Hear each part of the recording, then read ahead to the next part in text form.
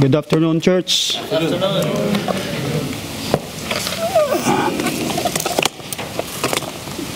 Noon nang magsabi na mag-preach ay nasabi natin na kuna napakalaking privilege.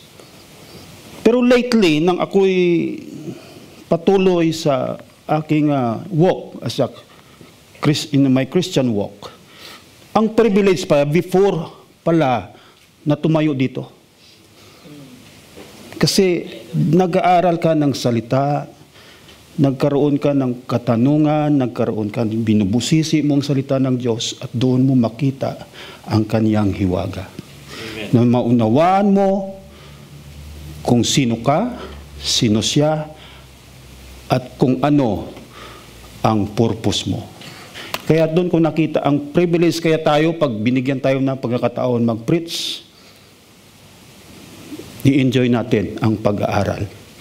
Kasi pagdating natin dito, ito ay bunga na lang ng mga pribileyong binibigay sa atin ng Diyos. Okay, let us all stand for the reading of our scripture for today.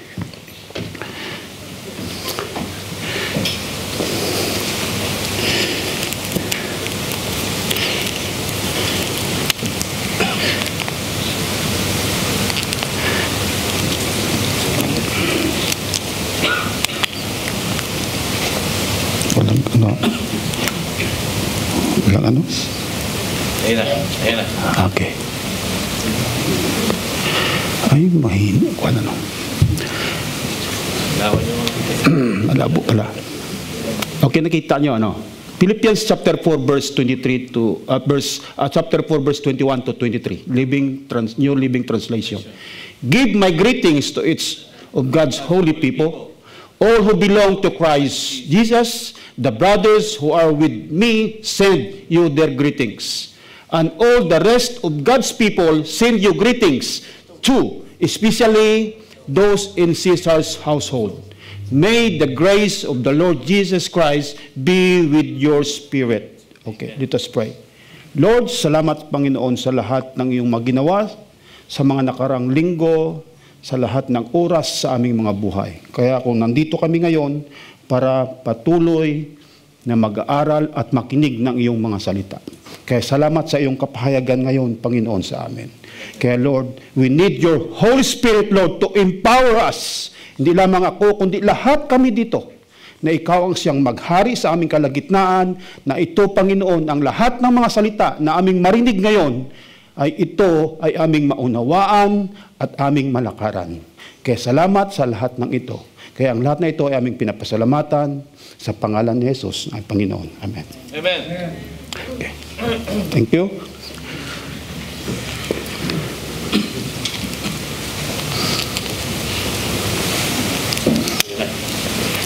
Sa Tagalog. Batiin ninyo ang bawat banal kay Kristo Jesus. Binabati kayo ng mga kapatid na kasama ko. Binabati kayo ng lahat ng mga banal, lalong-lalo na ang mga kasangbahay ni Cesar. Kuya Nick, si Brad Cesar palang pangalan ko. Kaya binabati kayo ng sambahayan ni Cesar. Kaya ang sambahayan na sinasabi rito, kasama ko rito si Annalyn. Kung ano man. Pag sinabing kasambahayan, lahat ng kasama sa bahay. Ibig sabihin, mayroong naligtas doon sa mga kasama sa bahay ni Cesar. Ang biyaya ng Panginoong Jesucristo ay sumasa inyo, nawang Espiritu. Naalala ko, kung titingnan mo dito, halos matapos na namin ang Acts, wala ako may makita kung sino ang emperador ng Roma sa panahon ni Apostol Paul. Nang tiningnan ko sa secular na pag-aaral, si Nero pala ang sa panahon na yon, pinaka-cruel, unang cruel na emperor ng Roma, si Nero. At naalala ko, nang sa panahon nang ako doon sa Baghdad, kasama namin lagi yung caretaker ng palasyo, na kasi tinirhanan ng mga opisyal ng Amerikano. Nagkukwento siya, alam mo, ang lahat ng mga kasambahayan ni Saddam Hussein ang nagtatrabaho mga Christian. Ayaw niya ng Muslim. Sabi ko, bakit? Ibig sabihin, may tiwala si Saddam Hussein sa mga Christian. Ganon din ito si Cesar. Kaya naalala ko, sabi ko, oh, ayaw niyang kunin. Kasi di ba yung agawan ng pagka-hari, pagka-emperor ay sa kamag-anak. Pero makikita mo, ang kanyang mga tauhan, ang mga kasama sa bahay, mga Kristiyano.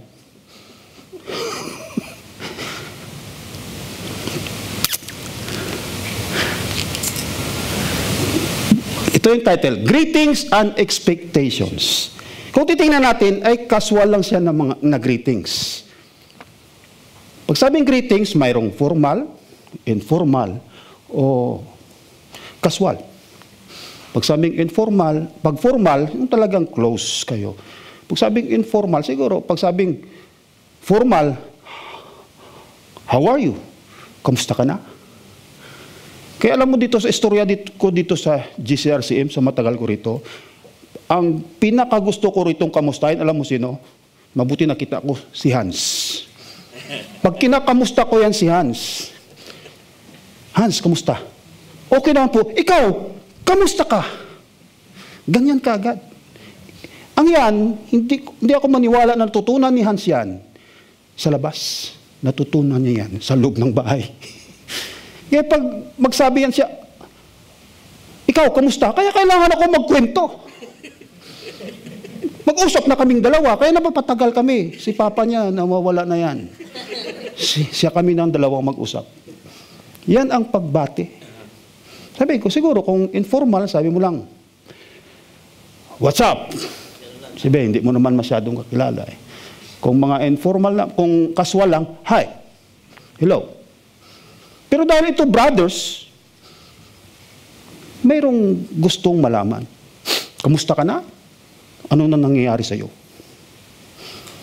Ibig sabihin, mayroong siyang ine-expect something na malalaman na mabless din ako. Ano na nangyayari? Si Paul, kinamusta niya kasi kayo doon sa Pilipos, sa Philippians, simulat na ako sa inyo, pinanalangin ko kayo, at sinabi ko kung anong ginagawa ko. Ibig sabihin, pinanalangin kayo, tinuruan kayo, at dinidemonstrate ko pa sa inyo kung anong nangyayari. Ibig sabihin, I expect something. Kaya ito yung aking nilagay na title. Dapat ang title nito, Greetings and Benediction ni Paul. But because nakita ko, something pa na kailangan siyang i-dig. Kaya ito yung ating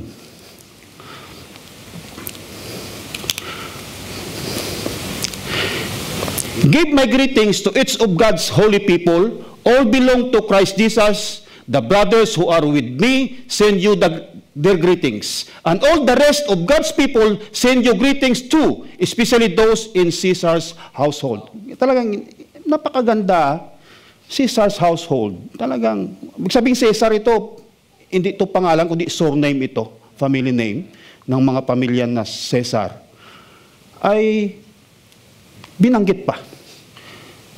Sabihin, ito sila, nakarinig ng salita ng Diyos at sila mismo ay naging Kristiyano na nakasama ni Paul. Kasi, ganun, kasi makita naman natin doon kay sa mga unang binasa natin kung saan. Ibig sabihin, sa kulungan, mga pamilya rin siguro ni Caesar doon ang nagbabantay. Alam mo naman, siyempre sa politika sila eh. Alam mo naman pag sa gobyerno ka, may kilala ka sa gobyerno, madali kumuha ng trabaho, posisyon. Di ba? Ganon din, doon naman natin na-adapt yan eh. Kamag-anak. Kaya ito sila nakarinig at naligtas.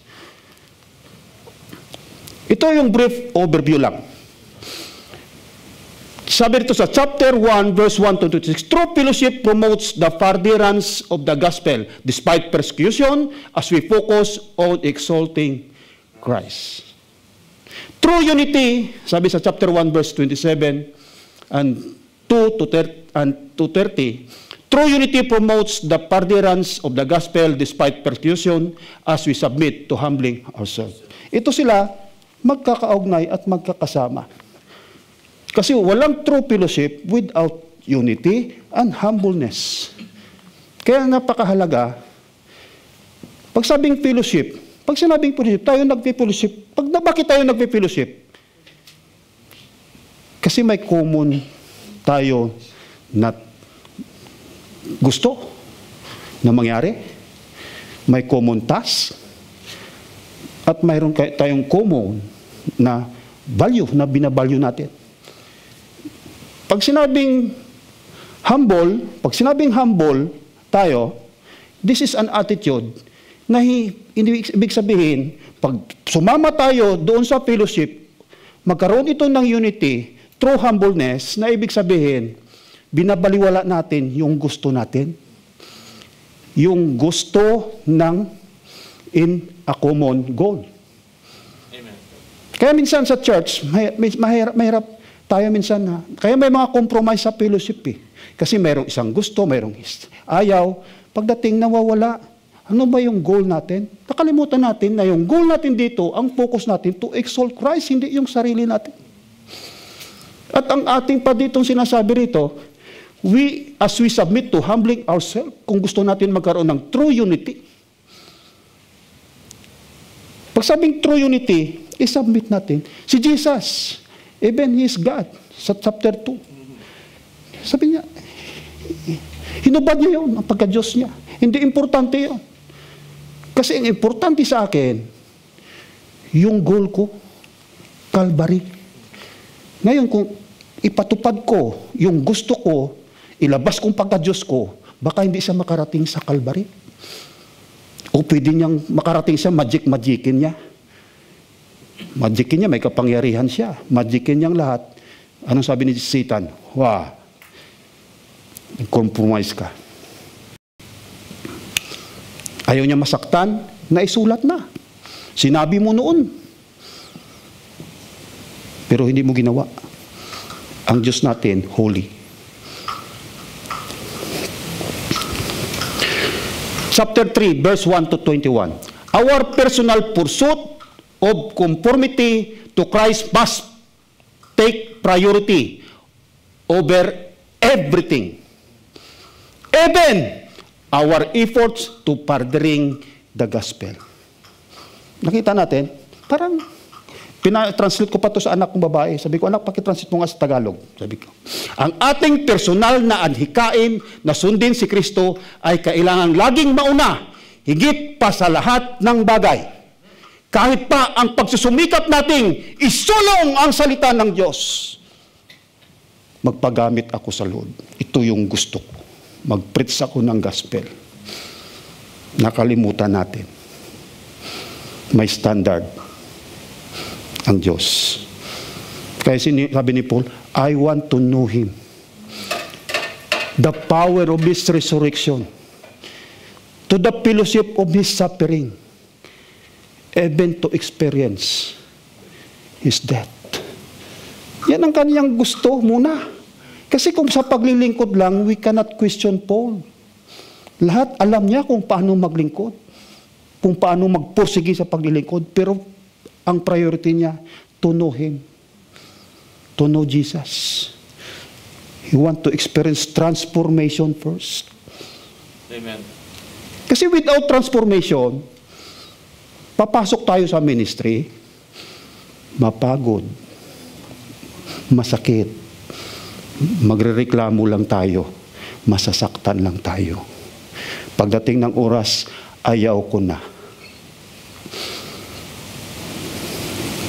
Naranasan nyo na yan? Kaya maraming ayaw ng ministry. Kasi pagdating, ayaw ko na.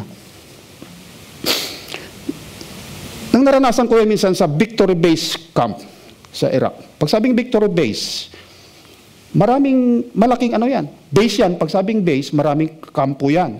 May Camp Liberty, Tigerland, may Camp Slayer pa. Ginawa pa nilang Camp Slayer yung kinakatayan ni Saddam Hussein, ginawa pa nilang pangalan, Camp Slayer, kampo. Ngayon, pag sinabing ko, mayroong division doon talaga ang division office, division chapel. Pag sabing division, mas malaki sa batalyon, di ba kuya? Kaya mayroon yan general. Doon ka makakita ng general, nakaswal lang, normal lang siya, natural lang. Mga kamusta mo? makasama mo sa pagkain, makakatabi mo. At doon ka makita ng general na gwapo pa sa kanya yung kanyang command, Sergeant Major. Naghahawak siya ng Armalite. Sabi ko, bakit nagkansalot yung mga tao pagsalubong? Ano ba yun? May general pala. Pero akala mo, sabi ko parang hindi naman general. Yung palang kasama niya naghahawak ng Armalite, siya ang general. Yung isa naman na gwapo, yun ang command Sergeant Major. Yun pala. Yun pala ang general. Ngayon, nagchat-chat ako doon, simula. Akong klaseng Kristiyano, siguro na masasabi ng asawa ko, trying hard pagdating sa paglilingkod. Kasi ako, pagdating ko sa church, naghanap ako, paano ako makapaglingkod dito? Puro yan mga Amerikano, puro puti. Paano ako makapaglingkod? Ngayon may kumakanta. Sabi ko, pwede siguro ako yan, pero hindi naman ako. Pero ako naman, hindi naman siguro importante yan. Mga Kristiyan naman lahat. Ngayon sumali ako. Pag-practice. Kasi napakagaling na nagaturo. Kuha na ako na halos 10 years na akong Kristiyano. Nung kumakanta na, sabi na ng song leader, sabi niya, pwede kang sumali, pero huwag mong ilabas ang busis mo. Di ba? Di ba? Huwag mong ilabas. Pangit, sabi niya. Sabi ko, ano. Pero hindi ako natinag doon. Sabi ko, parang ayaw niya ako. Kasi pwede yan naman doon. Di ba? Pwede naman i-adjust dyan, ah. Di ba? Hindi ka labas. Pero sabihin, ayaw niya talaga ako sumali. Pero hindi ko pinansin. Kasi, bakit? Ikaw ba may-ari ng church na ito? Wala. Hindi naman ako sinabihan na huwag ka sumali, eh. Isali pa rin ako. Basta importante sa akin, nandun ako, nag-worship. Yun naman. Yun minsan, sabi. Kung hindi ko alam, kung hindi ako nagbabasa ng salita ng Diyos, mag-open ako. Masakit. Sabi ko, ano ito klase mga Kristiyano dito? Kala ko naman, mga Kristiyano gagaling kumanta, pero pagdating ng, may ganito sila. Pwede natin kaagad sabihin, pwede ako mag-alibay, di ba? Ayaw ko na dito. Ganito pala. Kaya lang 10 years na akong Kristiyano eh. Ibig sabihin 10 years ka ng Kristiyano, nauga ka pa, ibig sabihin something wrong, yung Christian life mo. Ano bang focus mo? Mag-perform? Una sabihan ka lang, nahiya ka, ayaw mo na. Pero nagpatuloy ako. Pero, in short, wala pang isang buwan na wala na siya. Alam mo, sabi ko, chaplain namin dyan, lagi major, pinakamababa na yan yung kapitan. Sana siya, yung song leader. Nawala na sila. Bakit? Pinauwi ko na. Nagkaroon ng relasyon dito sa kasamang gitarista. Kaya tayo dito, ito, pwede natin itong gamitin. Kala natin okay lang sa taas. Pero yung buhay, mahalaga. Pinauwi. Diba? Kasi nagkaroon ng immoralidad eh. Pinauwi. Pero yun, hindi mo masabi. Kung ikaw ay nandoon, hindi mo masasabi na ganitong tao na ito. Kasi napakaganda, kumanta, napakagaling rin mang worship. Kaya yung mga ganito natin, huwag tayo pagaya-gaya o ganyan, okay yan. Personal lagi ang hinahanap ng Diyos. Personal relationship. Fellowship and unity in furthering the gospel requires dependence on God for peace of heart and provision of needs. Ito na. Ito yung last na sinasabi ni Pastor Bong. Yung context ng nakaraan kung aking sinasabi ni Pastor Bong. Pag sinabing mayroon tayong emptiness or shortage, tatakbo tayo kaagad to be content para magkaroon kaagad ng fullness. Kasi ang magfo-fall ang Diyos. Yun ang aking pagkaunawa ng nakaraang sinasabi ni Pastor Bong. Takbo kaagad tayo to be content. Kasi pag hindi tayo tatakbo doon, hindi natin kayang habulin ang shortage at saka emptiness. Pero pag kontento na tayo, wala na tayong hanapin pa. Like this, peace of heart. Pag wala tayo niyan, mayroon lang tayong samaan ng loob sa puso. Ay, ayaw ko muna. Tigil muna ako. Diba? Dantoon tayo nakapako. Provision of needs. Naku, ang dami kong problema. Paano tayo, saan na ngayon ang ating pagtitiwala sa Diyos? Kung tayo ay namumuhay, naglilingkod na ayon sa ating emosyon at ayon sa ating nakikita. Yan ang ating laging Kaya, Lahat tayo dito, pwedeng lahat tayong magkamali, bumagsak o humina. Pero mayroon Diyos lagi yan na pwede tayong magtiwala lagi sa Kanya. Ang sa atin lang, maging bukas at tayo ay handa kung ano man. Kaya yung anak kong nakaraan nagtawag nag-text, maaga pa, madaling araw. Sabi niya, Dad, ano ba to? Hindi naman ako bagsak, pero parang ang baba ng grades ko, hindi ko matanggap. Sa exam niya. Siguro ganito talaga ako. Bakit ganito? Kasi achiever ka, Brahman, achiever ka, tapos pagdating ng nag-aaral ka na ng ganyang taas na pag-aaral, bumabagsak ka. Yan ang hindi kayang tanggapin. Sabi ko, siguro, tinuturuan ka paano mo maranasan talaga ang failure na na-failed ka. Paano mo tanggapin? At paano sa inyo nga. Siguro, tinuturuan ako paano ako magtiwala sa Diyos. Kasi minsan, akala natin okay lang pero pagdating ng oras, babagsak tayo. Kailangan pala natin magtiwala sa Diyos. Yan ay ating review. Conclusion na tayo. Nag-review tayo, tapos conclusion na. Ano nakita natin ngayon? Kayo ang mag-conclude, ayaw ko magpaliwanag. Anong nakita nyo? Anong malaki? Anong maliit?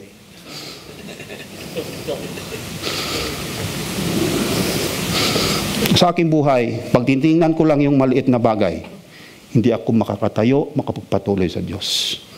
Pero pag tingnan ko ang malaking mga ginawa ng Diyos sa buhay ko, patuloy pa rin ako na may Diyos pang kayang burahin ang maliit na bagay. Kaya huwag natin tindihin yung maliit na bagay na nakita natin sa buhay natin. Tindihin natin yung ginawa ng Diyos. Mas malaki. Amen. Depende sa inyo anong conclusion nyo. The climax, kita mo climax na tayo ngayon. Ito ay, pag sabing climax, the highlights. Kaya, makinig tayo, tingnan natin mabuti. May nabasa ako minsan na isang istorya. May dalawang magkaibigan. Sumakay sa aeroplano, papunta sila ng Tampa, Florida. At nagkukwentuhan silang dalawa. Tapos, bigla na lang, bumaba ng aeroplano. Bumaba sila din. Sabi niya, parang hindi pa ito. Hindi pa ito. Di ba nakita? Kasi nakita nila, sabi niya, Maryland pa lang pala ito, wala pa tayo sa Florida. Kasi nakita nila may mga palm trees. Bumaba na sila, wala pa pala sila sa Tampa. Paano? Busy sila sa pagkukwentuhan. Hindi sila nakikinig sa sinabi ng stewardess. Nakita lang nila, mayroon lang mga palm trees. Siyempre ang tabi ng dagat din yung Maryland, kaya may mga palm trees din. Bumaba sila. Yung pala, wala pa pala Florida. Kaya huwag kayo magkwentuhan. Makinig tayo. Ibig sabihin. Kasi climax to May the grace of the Lord Jesus Christ be with your spirit. Grace in Greek. Bakit ko ito hinalukay? Kasi ang grace na sinasabi, hindi nakikita. Kasi pag sinabi kasi, grasya naman dyan. Di ba? Gusto natin lagi yung may binibigyan tayo. Balato naman, grasya naman dyan. Pag sabing grace, laging gusto natin yung nakikita, hindi natin alam, pag ang Diyos nakipag-usap, ayon sa kanyang salita, ang grace ay hindi nakikita, pero nararamdaman. Ito yung grace. Goodwill, loving kindness, favor of the merciful kindness by which God exerting His holy influence upon souls. Pag sabihin, holy, walang compromise yan. Wala yan, ibig sabihin, walang under the table yan. Puro lahat yan. Holy, just, makatuwiran kung bakit mo tinanggap. Malinis, turns them to Christ. Divine influence upon the heart and its reflection in the life. Tapos na tayo sa grace. Unawa natin? Kailan sinabi niya? Bakit ayaw? Ilan? May the grace of the Lord Jesus Christ be with your spirit. Bakit spirit? Bakit hindi sa life? Spirit. Sino may spirit? Naramdaman nyo? Naramdaman nyo yung spirit o wala? Ito ngayon yung ating pag-aaral. Kailangan, pag uwi natin, alam natin at naramdaman natin na mayroon tayong espiritu. May the grace of the Lord Jesus Christ be with your spirit. Thessalonians 5:23, King James Version. Spirit, soul, and body in the scripture. Ipapaliwanag ko muna na mayroon tayong body at saka soul at saka spirit. Kung ano itong tatlo na ito. Para alam natin kung anong grace na sinasabi niya doon sa spirit. Now may the God of peace himself sanctify you completely, and may your whole spirit, soul, and body be preserved blameless at the coming of our Lord Jesus Christ. Obvious, mayroon tayong soul, body, and spirit. For the word of God is living and powerful and sharper than any two-edged sword, piercing even the division of the soul and spirit and of the joint and marrow. Saan yung body? Doon sa joint and marrow, soul and spirit, and is discerner of the thoughts and intent of the heart. Ibig sabihin, the word of God, nagmamanifest siya, hindi lamang doon sa spirit, sa soul, even in our body. Paano magmanifest ang word of God sa body? Tingnan mo, ang Kristiyano ka, pag hindi ka nagbabasa ng salita ng Diyos, wala kang hinahawakan ng salita ng Diyos, pag magkaroon ka ng problema, bagsak ka. Yan ang manifestation niya. Joint and marrow. Yan, ang marrow na yan, yan ang substance ng ating spinal cord. At nakakunik yan sa utak natin. Kaya kung lahat na pumapasok sa utak natin, nakakunik yan doon. At nagdidistribute sa buong katawan natin. Yan ang marrow na yan. Yan ang nagpo-produce ng blood cells na umiikot sa buong katawan natin. Yan kahalaga ng salita ng Diyos sa buhay ng tao. Ephesians chapter 3 verse 16 to 17, that we would grant you according to the riches of His glory to be strengthened with might through His Spirit in the inner man, that Christ may dwell in your heart through faith, that you being rooted and grounded in love. Yung Spirit, nandoon, ang Holy Spirit, doon siya nagdidwell sa inner man, doon sa Spirit, hindi sa soul. Pag sinabing inner man, that is spirit of man. Spirit, soul, and body. Spirit, the spirit is called pneuma in Greek, and it is also referred to as our inner man in Scripture. Soul, the soul is called psyche in Greek, and it is also referred to as our outer man in Scripture. The body is called soma in Greek, and it is also referred to as our outermost man in Scripture. Kaya natin yung pinakaiba niya. The difference between your body, your soul, and your spirit. Your body is your physical body that your soul uses to operate in the physical world. Ang soul hindi makita, kaya nandoon siya sa body para makapag-operate ang soul. Your body is a vessel, according to 1 Thessalonians 4, verse 4, 1 to 7. A living sacrifice in Romans 12, 1. The temple of the Holy Spirit, 1 Corinthians 6:19. Your body is also simply your five senses, obvious. You can smell, taste, touch, hear, and see. Interaction with people, communication, fellowship. Physical desire, food, sex, shelter, clothing. Liwanag, body. The soul is basically you. It is our self. Your identity, personality, and character. Emotions, feeling, passions, intellect, mind, and thoughts. Will, your own will and desire. Conscience, moral sense of right and wrong. Dwelling place for evil. Sinful nature and also evil spirit. Kaya kung bakit Kristiyano na ako, bakit ganito pa ako? That is soul. The spirit, pneuma, is the part where we have, dito na, communion with God. Ito yung holy. Spiritual discernment. Peace, revelation, ministry. The spirit, pneuma, is the part where we have, and it is the home of the Holy Spirit. The spirit is the inner man of humans.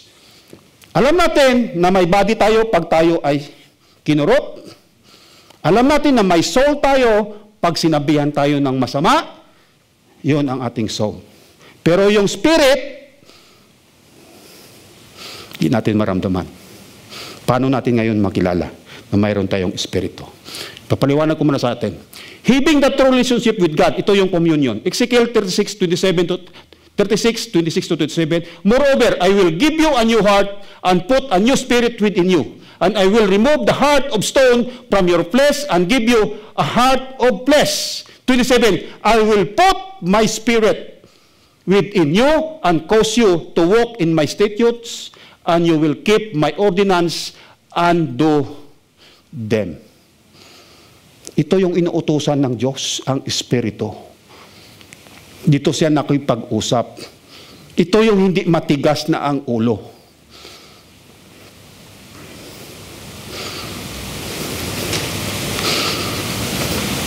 Discernment.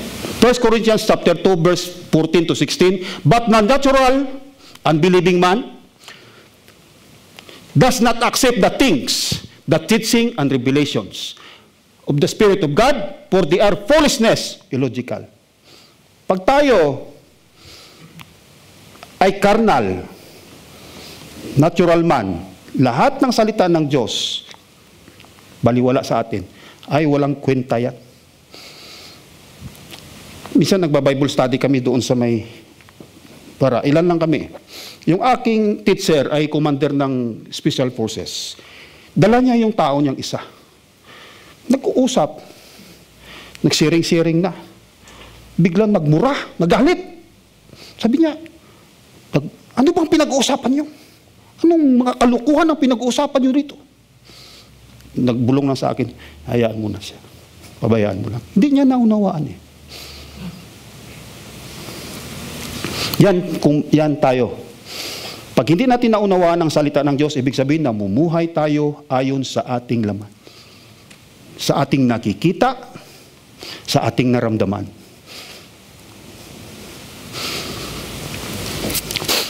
To him, and he is incapable of understanding them because they are spiritually discerned and appreciated. Talaga naman, alam na, discern na, detected na yung natural man. And he is unqualified to judge spiritual matters. Kaya wala talaga siya. Kaya minsan tayo, bakit hindi ko naunawaan ito? Hindi ko ito naunawaan kung anong sinasabi ni Brad Cesar. Hindi ko naunawaan ito pag binabasa ko ang salita ng Diyos. Kasi bakit? Nanatili tayo sa ating laman. Hindi tayo nakipag-dwell kaagad, nakipag-usap. But the spiritual man, the spiritually matured Christian, judges all things, questions, examines, and applies what the Holy Spirit reveals. Ito yung spiritual man. Pag magkaroon ng katanungan yan, at ini-examine niya yan, paano natin i-examine? Pagkaroon ng tanong, pag sinagot, paano natin i-examine ang salita ng Diyos? Di ba ayon sa ating pagsunod? Sa ating paglakad, at doon natin nakikita, oo nga, tama. Hindi yan nakukuha lang doon lang sa loob. Ang pag-examine ng salita ng Diyos, mapapatunayan yan sa ating pagsunod. Kung ito ay tama o hindi. at sa pakikinig. Tama ba ito? Tama ba yung sinasabi ni Brother Cesar na yan? Hindi ko nababasa yan. Saan ko nakikita yan? Kaya ako nandyan, mayuko-yuko lang ako, paano ito? Lahat ng sasalita dito, pinapakinggan ko yan at in-examine ko, unbiblical o hindi. Kasi, ang Biblia, nababasa ko na lahat ito eh. Hindi ko naman ako lagi nabasa kung ilang bisis, pero halos nabasa ko na ito. Kaya pag magsabi siya na bago sa akin, titingnan ko kaagad yan. Anong context nito? Anong ibig sabihin nito? Tama ba ito? Tama ba sa kanyang sinasabi? O baka siya ay nag-iingay lang? Kaya minsan mahirap. Nagsasalita tayo, baka nag-iingay lang tayo. Yet is himself judged by no one. Kita mo? Ikaw mismo, pag ikaw ay confident na tama ang nilalakaran mo, tama ang application mo, walang pwede magsabi sa'yo, mali ka! Sa church, normal lang. Pag magkita-kita tayo, mga bago tayo, bantayan yan. Ano tinuturo nito? Parang hindi yan Hindi ayon sa concept niya Parang mali. Bakit hindi mo tanungin? Hindi mo tanungin bakit mali siya. Huwag kang magsalita sa likod. Kausapin mo agad kung mali. Tanong ka kung hindi mo naunawaan. Baka iba lang yung concept mo. Yan ang salita ng Diyos. Kasi iba-ibang pinanggalingan natin. For who has known the mind and the purpose, says of the Lord, so as to instruct him, but we have the mind of Christ. We have the mind of Christ. To be guided by His thoughts and purposes. Yan dapat ang alam natin na mayroon tayong pag-iisip ni Kristo. Hindi nanggagaling kung saan kaisipan. Hindi nanggagaling sa aking pag-iisip na tinatapon ko sa inyo at tinuturo ko sa inyo. Dapat ang mind ni Christ ay nasa atin. Tama ba ito? Ay, hindi. Pag may mind tayo ni Christ, hindi tayo masasabing may false teacher na magharap sa atin. Hindi tayo madadaya.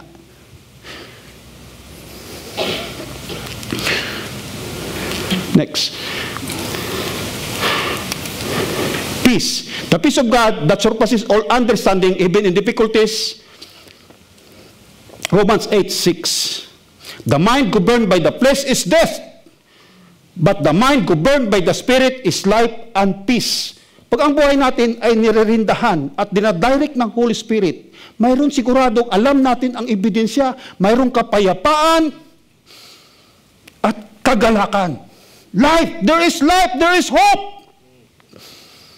Pag may hope, ang hope hindi nakikita, yan ang grace. Ang peace, hindi nakikita yan. Sa loob yan, kahit hindi yan tumatawa, tumatahimik yan. Pag may peace yan. Pag may joy, hindi kailangan tumawa yan, hindi kailangan magpalakpak. Personal. Ang sinasabi sa atin ng Holy Spirit, personal. Hindi yan pagaya-gaya lang. O mayroon kaming kasama, mayroon kaming grupo. Dapat hindi doon yan nakabase ang ating joy. Dapat from the Holy Spirit. Revelation. Receiving insight and understanding from the Spirit of God. Ito yung Spirit natin. I keep asking that God of our Lord Jesus Christ, the glorious Father, may give you the spirit of wisdom and revelation so that you may know Him better. Pag nakaunawa tayo ng salita ng Diyos at nakikita natin na tama ang ating application, yan ang Holy Spirit na nagsasalita sa ating spirit. At nagkakaman sa ating soul na itong gagawin mo. Ministry. Sharing the truth of God with other people. But you will receive power and ability when the Holy Spirit comes upon you. And you will be my witnesses both in Jerusalem and in all Judea and Samaria and even in the ends of the earth. Ano may pula? My witnesses. Yung my witnesses na sinasabi, hindi lang yan kwento. Yung nagpagaling siya may sakit. Nabuhay siya. Namatay siya. Pag sinabing witness, anong ebidensya mo? Pag tinanong ka, ano nga ba? Sagot natin. Pag sinabing witness, may ebidensya tayong ipakita. This is my life. I reborn. I regenerate.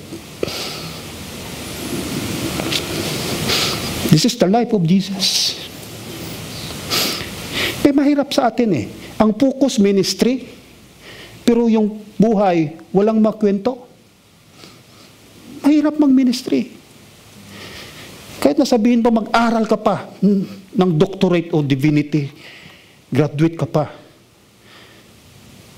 sa College of Divinity niyan, Bible College. Pag walang life, useless, papagod lang tayo. Ma-open lang at hanggang sa umuwi na lang tayo sa bahay natin. Ayaw ko na. Home of the Holy Spirit. We receive the Holy Spirit at justification, and He lives in our spirit. Do you not know that your body is a temple of the Holy Spirit who is within you? Sa loob ng soul mo pa siya. Whom you have from God, and that you are not your own. Next. Romans 8:16. The Spirit Himself testify and confirms together with our spirit, assuring us that we are children of God. Ito yung magsasabi na tayo mga anak ng Diyos. Hindi ibig sabihin na natanggap ko na siya na aking Lord and Savior. Natanggap ko na siya, alam ko. Dapat mayroong nagsasabi sa loob, sa atin, nagpapatunay na totoo itong ating pagtanggap. May nagsasabi. The Spirit is the part that communicates with God and that needs to guide our soul and body in walking within the will of God. Next. John writes about how we should worship God. God is Spirit, the source of life, yet invisible to mankind. And those who worship Him must worship in spirit and in truth. Si Jesus naman, Lord ko kaya I'm in truth. I worship Him. Nang tinignan ko yung context niyan, may relasyon naman ako sa Kanya kasi tinanggap ko siya Wala tayong problema doon sa relasyon, personal mo yan But in truth, itong sinasabi ng truth, aletheia. In Greek, it means as a personal excellence, that candor of mind which is free from affection, pretense, simulation, falsehood, deceit. Kung titingnan mo, ito yung totoo, genuine, na worship, may relasyon, at may yung genuine. Pag sabing worship, pag sabing mahalaga, may halaga. Ibig sabihin, binibigyan natin ng diin, ng mahalaga ang mga bagay na nais ng Diyos. May relasyon nga kayo Si Annalyn, may relasyon kami, almost 28 years na kami nakaraan. Alam ko yung gusto niya. At alam niya ang gusto ko. Siguro naranasan rin ni Kuya Jonathan. Kaya alam rin ni Ate Babes kung anong gusto ni Ate Babes. At alam rin ni Ate Babes kung anong gusto sa kanya. Yan ang inisabing truth. At alam natin kung anong mahalaga at anong binavalue natin. Anong binavalue dapat natin? Yung fellowship, yung church, yung worship, yung word. Pag hindi natin binavalue yan, at pakanta-kanta lang tayo dito, tapos wala lang sa ating halaga, ang ating naririnig, ang ating binabasa, walang worship doon. Walang truth doon.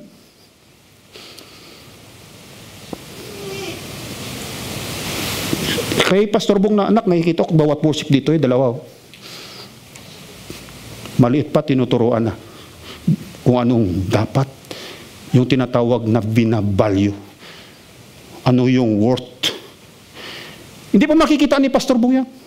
Hindi niya pa makikita kung ano yung epekto niya. In the long run, makikita niya. Kasi maliit pa. Ang anak ko, 20 2 years old pa lang yata yan nang naging Kristiyano ako. Yadala ko. Tinuturuan. Ako noon wala naman akong permanenteng trabaho eh. Kaya nakatutok ako sa anak ko rin. Ito busy yung asawa ko. Siya yung sa bahay. Pero the more, yung anak, dapat nagtuturo ng values yung tatay.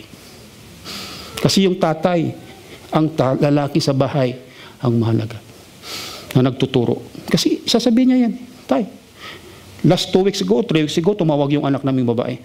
Dad, ma'am, tumawag. Umausap. Nagkwento lang. Gusto ko lang sabihin, 24 years old na siya.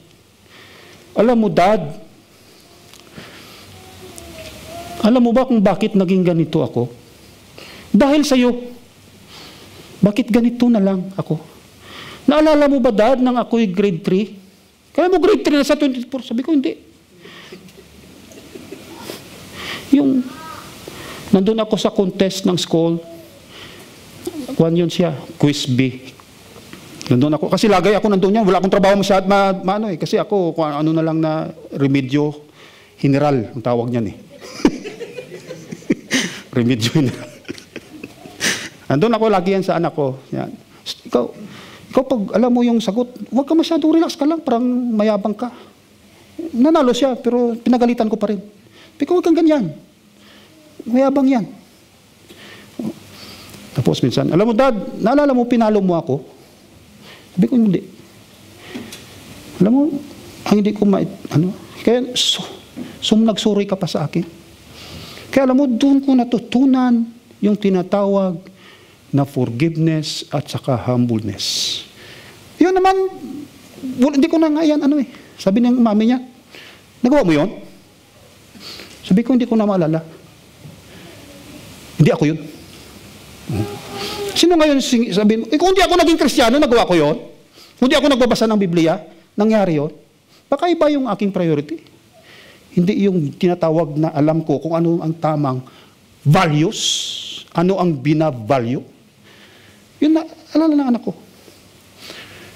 Dad, minsan naalala ko, karami lahat na lang maalala, lahat na lang ipapaalala. Di ba magandang bagay? Ako hindi naman sabi na ito nagmamayabang. Pero I'm proud.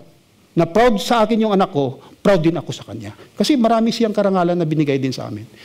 Sabi niya, alam mo na, lumakas ang ulan, sabi niya, sana umulan ng malakas para wala ng pasok. Sabi ko, ano pa naman na ganyan ng mga panalangin niyo? May mga mangingisda, may mga magsasaka, naghahanap buhay. Yan ang panalangin. Ay, nga pala. Kaya mo naalala, mga ganyan, wala lang yan. Pero pag tinuturo natin kaya minsan, wala tayo, yung maganda rin matabil ang dila, pero may pagtuturo. Kasi, diyan naman ang lahat ng natutunan natin at ginagawa natin, nanggagaling lahat yan sa information. Kaya kung mayroong values, kahit na makulit, sabihin. Ito sinabi ditong personal excellence. Ito ay attitude. Hindi ito gift, kundi attitude yan. Na nag-generate sa atin yung Holy Spirit para malaman. Pag sinabi ritong affection, which is free from affection, wala itong halong ibang-iba, ibig sabihin, genuine. Pretense, walang pretensyon. Simulation, yung hindi lang gaya-gaya. Di ba yung pagsasamba, gaya-gaya, parang tama yun sa kanila, tama, gaya-gaya yun. Para kay Brother Cesar, parang masaya sa magsayaw-sayaw rin tayo. Gaya-gaya yun. Hindi yan truth. Kasi personal. Falsehood, deceit, pareho lang yan sila ng ibig sabihin. Application na tayo. Bilis ano? Ito na yung application. Dito na natin ngayon malalaman kung mayroon tayong spirit. For if you listen to the word and don't obey it, it's like glancing at your face in a mirror. You see yourself, walk away, and forget what you look like. Nakita niyo yung sa mirror, ganyan. Alis ka na kaagad. Kalimutan mo rin kung ano yung kwan. Kaya dapat, pag magtingin tayo sa mirror, titingnan natin anong dapat ayusin. Diba? Oh. But if you look carefully into the peaceful law, perfect law that sets you free, and if you do what it says and don't forget what you heard, then God will bless you for doing it. Ito na. Ito na yung blessing. Ano yung blessing doon? Ano yung grasya doon? God will bless you for doing it. Sa ating pagsunod, sa ating nababasa, at ating itong ginagawa, at nakita natin ang ating sarili na sumusunod, that is blessing. Yan ang grace na sinasabi na hindi natin nakikita physical, pero nakikita natin personal.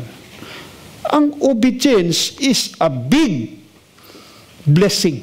Amen. Sa buhay ng tao. Si Abraham, tinignan niya ba yung malaking blessing sa kanya? Si Isaac? Yes. Pero hindi malaki sa kanya si Isaac kaysa pagsunod. Pagdating sa pagsamba, excited siya. Di bali patayin si Isaac ba? Di bali patayin yan. Pagsamba to eh. Kasi bakit sa pagtotoong pagsamba, totoong pagsunod, doon natin makikita at makilala, we have God. Tingnan natin kung hindi ka sumusunod. Wala kang makita. Walang revelation. Doon pa lang nag-reveal. Doon nag-reveal ang Diyos sa kanya. He is Jehovah Jireh. God will provide. That's the first time that God will provide. Sa kanya noon, ang faith niya lang, yes, sa sinabi. But doon, nag-reveal mismo sa kanya, God will provide. Because of His obedience. Diyan natin maranasan, malaman na mayroon tayong spirit. Pag nakita natin ang ating sarili sa salita ng Diyos. Kaya hindi pwede magsabi na, ito siya totoong Kristiyano, totoo siya isang Kristiyano. Pero pag tinanong mo sarili mo, totoo ba ako? Kaya kahit ikaw, wag mo tanungin sarili mo. Magkamali ka. Tanungin mo Biblia. Ito. Ito nga ako. Yan ang salamin natin. Ito nga ako. Ay, mayroong ayusin. That's your spirit. Makita mo. May nagbabago. Nakita ko, yes. I have spirit. I say then, walk in the spirit, and you shall not fulfill the lust of the flesh. Big spirit, walk according to the Holy Spirit. For the flesh lusts against the spirit, and the spirit against the flesh. And these are contrary to one another, so that you do not do the things that you wish. But if you are led by the Spirit, you are not under the law. If we walk under the Spirit, mayroon pa bang bawal sa atin? Wala nang bawal. Wala nang bawal. Kahit magsimba, kahit hindi kayo sinasabihan ka na kayo ay hindi maliligtas dahil hindi kayo nagsisimba ng Sabado. Kasi lumalabag kayo sa batas. You walk according to Spirit. Naramdaman ba natin yung Holy Spirit? Ito naman ang tanong. Naramdaman ba natin yung Holy Spirit? Kung naramdaman natin yung Spirit natin, mas more naramdaman natin yung Holy Spirit. Sino nakaramdam na may Holy Spirit na siya? Okay. Kaya minsan, di atin sigurado, may Holy Spirit nga ako. Di ba? Hindi man ko man siya narinig.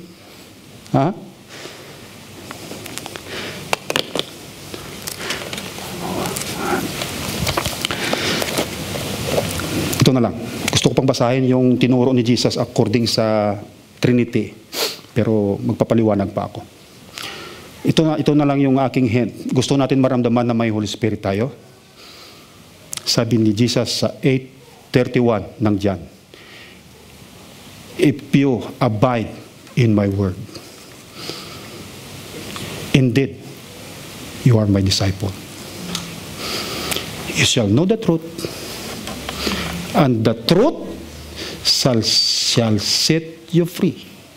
Sino yung truth? You shall know the truth, the Spirit of truth. You know Him.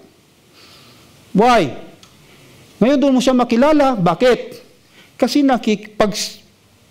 simula mo paghakbang, doon mo nakikita na mayroong Holy Spirit. Kasi sumusunod ang ating katawan sa ating pagsunod sa Kanyang Word. Amen. Kaya doon ka na naging malaya. Diba malaya na tayo doon? Napalaya tayo sa kasalanan, pero hindi pa tayo napalaya sa ating sarili. Ang magpalaya sa atin, sabi ni Jesus, I will sanctify them through Holy Spirit. Doon lang tayo ma-sanctify. When the Israelites acquired their freedom, when? When they crossed in the Dead Sea or in the Jordan River? Ha? Sa Red Sea o Jordan River sila nagkaroon ng freedom? When they crossed in Jordan River.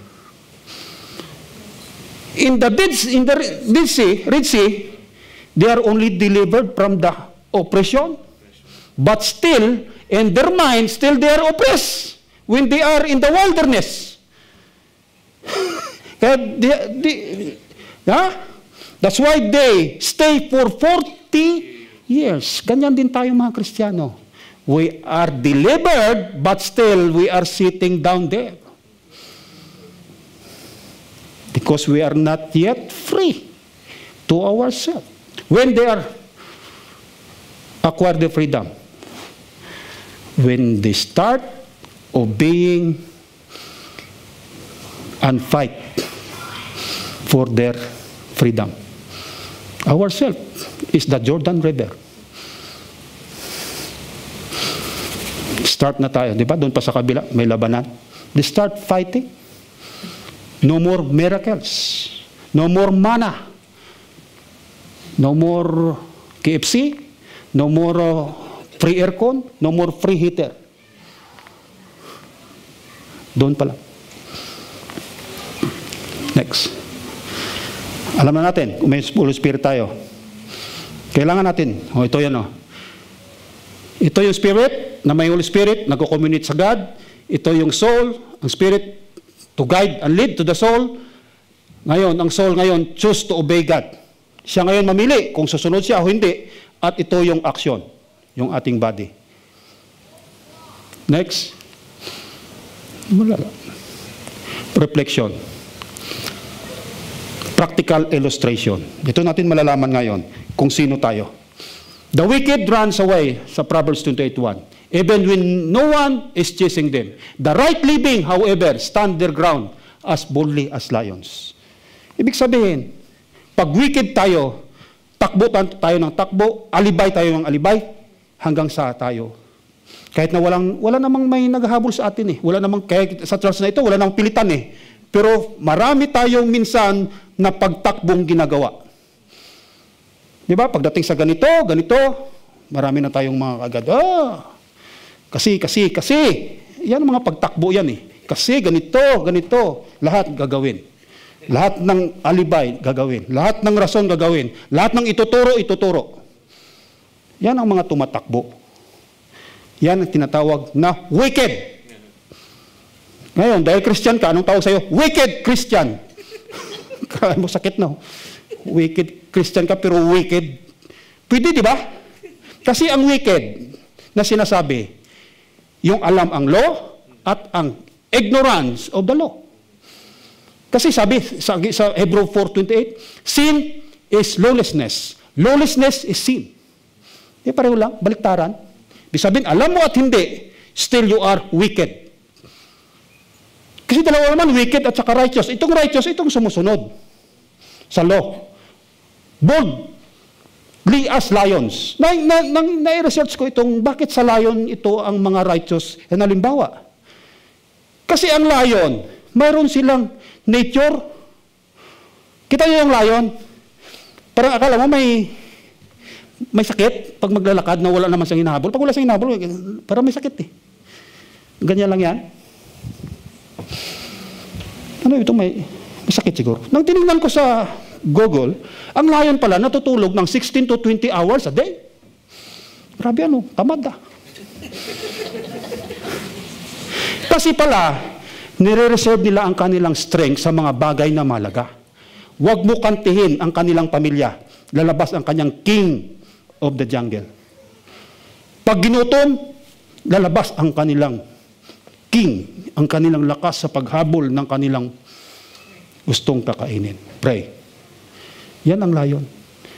Ang kanyang lakas inuubos sa mga bagay na mahalaga. Dalawa lang. Huwag mo kantihin ang pamilya niya. Tayong Kristiyano, saan natin inuubos ang lakas natin? Ito yung kaya refleksyon ng tawag ko. Sa mga bagay ba na hindi mahalaga, na tinuturo ka ng salita ng Diyos na wicked, o doon sa kanyang kalooban? Tayo rin, alam natin yan kung anong priority natin na nag-uubos sa atin ng lakas. At alam natin na ang ating priority, Diyos, pamilya, ministry, trabaho. Kaya hindi mahalaga sa akin ang fellowship, ang ministry, kung mag-away lang naman kami ng asawa ko. Mahalaga ang asawa. Kasi ito yung magdagdag. Kaya sabi ko, alam mo, kung hindi ka man dumating dito, ayaw ko naman tanggapin maging leader ng Salt Group. Nga ako lang mag-isa, hindi. Di bali magwalis lang ako sa church. Kasi wala ka naman eh. Ano naman ang pagiging, kaya maganda kung kasama ang aking challenge, maganda na kasama natin ang asawa natin. Kasi ito ang magsabi sa iyo na mali ang grammar mo, mali ang spelling mo, at mali ang sinasabi mo, nagsisinungaling ka. Yan ang ibig ko sabihin. Kasi yun ang magpapatunay. Nagsisinungaling ka. Kasi yan ang pangalawang Holy Spirit. Diba? Kasi sila totoo eh. Mahal ka nila eh. Ganyan lang Diyos, mahal niya tayo eh. Kaya talaga tayo masaktan. Kasi totoo. Next. Glory to God. Let us pray. Huwag niyo akong palakpakan ng gusto Hindi ako Kasi alam mo ako, pagkatapos nito, ayaw ko yung ginabanggit ako, Brad, napakaganda ng ano mo. Ako, natatakot ako ng ganyan. Kasi bakit? Magkamali ako ng aking response, naku, magkakasala ako. Kaya tayo, hindi natin mapigil na ang tao mag-praise sa atin, tandaan natin yan. Ang response ang delikado. Baka maagaw natin ang glory ng sinasabing glory to God. Napakahalaga niyan eh. Kaya dito sa taas, napakadelikado. Lalo pa may Brad, good. Brad, bless ako. Ganyan ako, delikado. Kaya kung maaari matago ako kasi ayoko marinig. Kasi baka mag-iba ang ating dating sa akin. Maagaw. Lahat ay galing sa Diyos. Let us pray. Lord, salamat sa lahat ng ito. Salamat sa iyong ginawa. Salamat sa iyong mensahe. Salamat sa lahat. Lalo na sa iyong banal na Espiritu ang siyang laging nangunguna at naghahari sa amin. Kaya patuloy mo pa kaming samahan sa lahat ng ito. Kaya ang lahat na ito ay binabalik namin ng papuri. Pasalamat sa pangalan ni Jesus. Amen.